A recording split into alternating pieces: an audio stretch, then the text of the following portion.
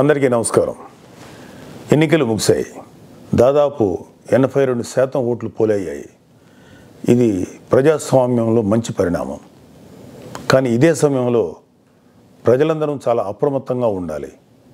ఎందుకంటే పోలింగ్తోనే ఎలక్షనీరింగ్ పూర్తి కాలేదు, కౌంటింగ్ కూడా ఉంది. ఓటమి కళ్ళ ముందు కనిపించడంతో వైసీపీ అసురగణం ఎంతటి అరాచకానికి ఒడిగొడుతుందో పల్నాడు, తాడిపత్రి, తిరుపతిలో చూసాం. సైకోపాత్ అనే మాట మనం వింటూ ఉంటాం. ఈ జగన్మోహన్ రెడ్డి కూడా ఆ కోవలోకి వస్తాడో లేదో తెలియదు, కానీ ఖచ్చితంగా అతను ఒక సోషియోపాత్. ప్రజలను కులాలుగా, వర్గాలుగా, పార్టీల వారీగా విడదీసి చిచ్చులు పెట్టి ఆనందించే రకం. అతనిలో ఆ మానసిక స్థితిని మొదట్లో ఎవరు గుర్తించలేకపోయారు. ఆ వ్యాధిని తన అసురగణానికి కూడా అంటించాడు. ఈ సోషియోపాత్ మానసిక స్థితి రోజు రోజుకి ముదిరిపోయింది. ఓటమి కనిపిస్తుండటంతో వైసీపీ ముఠాలు ఉన్మాదంతో ప్రజల ఇళ్ల మీద పడి అరాచకం సృష్టిస్తున్నాయి. మాచర్ల వైసీపీ ఎమ్మెల్యే సంబంధీకుల ఇళ్లలో పెట్రోల్ బాంబులు దొరికాయంటే ఫలితాలు వచ్చాక వీళ్ళు ఎంత రాక్షసత్వానికి తెగబడబోతున్నారో ప్రజలు గ్రహించాలి. తాడిపత్రిలో పోలీసులు కూడా తమను తాము రక్షించుకునేందుకు అగచాట్లు పడ్డారు. అంటే వైసీపీ ఎంతగా రెచ్చిపోతుందో అర్థం చేసుకోవాలి. వైసీపీకి ఓటు వేయలేదని తెలిసి ఇళ్లలో చొరబడి మహిళలను, పిల్లల్ని అందరినీ చావుగొట్టే పైశాచికత్వాన్ని పెంచింది ఎవరు? ఖచ్చితంగా ఈ జగన్మోహన్ రెడ్డి అనే చెప్పాలి.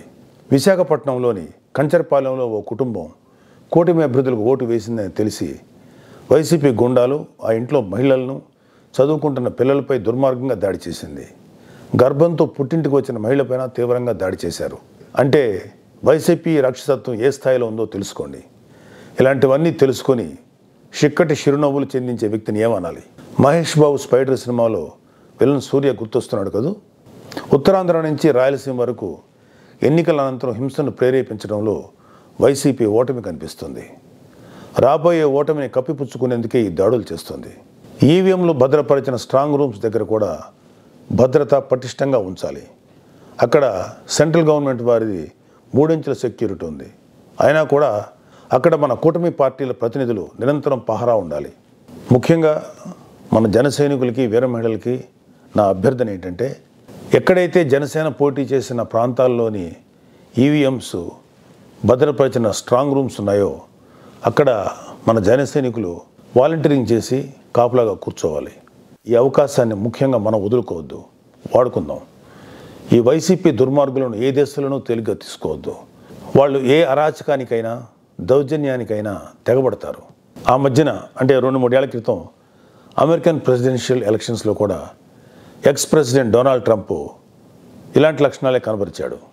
ఎన్నికల్లో ఓడిపోతున్నాను అని తెలిసాక కూడా నేనే గెలుస్తున్నాను, గతం కంటే గట్టిగా ఓట్లు వచ్చాయని ప్రచారం మొదలెట్టాడు. ఫలితాలు వచ్చాక కూడా నానా యాగి చేసి కుర్చీ వదలంటే వదలని అలాగే భీష్మించి కూర్చుంటే వైట్ హౌస్ నుంచి పంపేశారు. దాదాపు ఇలాంటి లక్షణాలే మన ఆపద్ధర్మ ముఖ్యమంత్రి జగన్మోహన్ రెడ్డి కూడా ప్రదర్శిస్తున్నాడు. అందుకే మొన్నటికి మొన్న ఐపాక్ మీటింగ్లో కూడా తన పార్టీ గెలుస్తుందని గొప్పలు చెప్పాడు. అతని మానసిక స్థితిని వంట పట్టించుకున్న ఉత్తరాంధ్ర నాయకుడు ప్రమాణ స్వీకార ముహూర్తం, విశాఖలో స్థలం అన్నీ ప్రకటించేశాడు. జూన్ 4 తర్వాత వీళ్ళందరినీ విశాఖలో ఉన్న ఆ ఆసుపత్రిలో చేర్చాల్సిందే. ట్రంప్ లాగే జగన్ కూడా కుర్చీ వదులుకోవడానికి ఇష్టపడ్డాం.